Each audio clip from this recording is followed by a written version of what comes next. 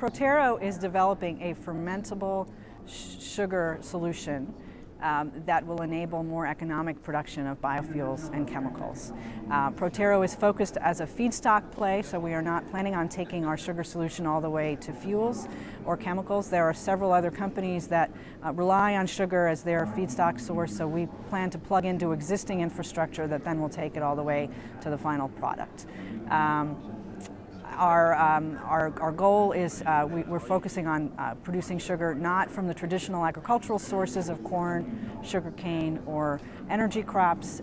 We actually use a biological process with a microorganism to do that, we will be more geographically flexible than the alternative agricultural solutions. There are barriers to economical production of fuels and chemicals today from biological feedstock products.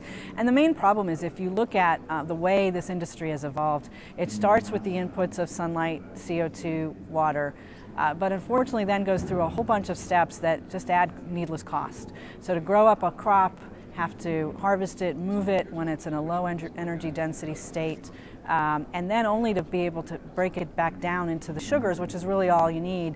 There's a lot of waste in that process and a lot of additional cost. And so it's our thesis that if you can eliminate all those extra steps, use the same raw ingredients of sunlight, CO2, and water, but just make the sugar you want to make and nothing more, then you've got to be able to take significant cost out of the equation. The other problem we run into that's a barrier is several of these crops are also used for other purposes, primarily food, and therefore the costs of those feedstock inputs are dependent on these other, what's going on in these other markets. And so what you see happening to corn costs, to sugarcane costs over time has been they're highly volatile, but generally they're increasing quite dramatically. So now it costs more than 30 cents a pound to buy sugar on the open market. So that's too expensive to economically make fuels. So that's the problem we're trying to solve. Depending on which economist you talk to, there are certainly people who will argue that the reason we've seen a run-up in food prices is not necessarily because of biofuels, that there are other factors. And primarily, if you think about it, if you map food costs to traditional fossil-based fuel costs, there's quite a high correlation. So part of the problem is as fuel costs go up, food costs go up.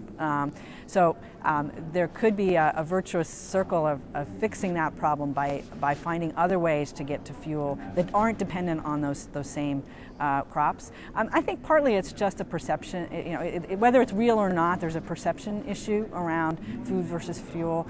It causes governments and so on to tariff, to create certain policies that may or may not help.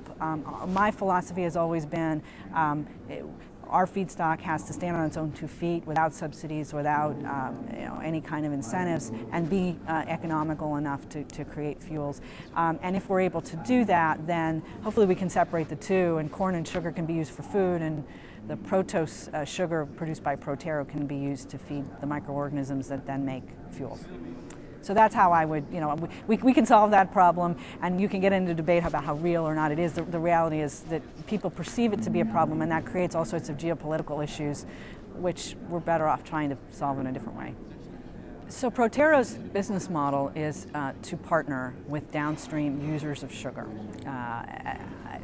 We are not intending to take our sugar all the way to a fuel or chemical. So we're dependent on those downstream partners for our long-term success.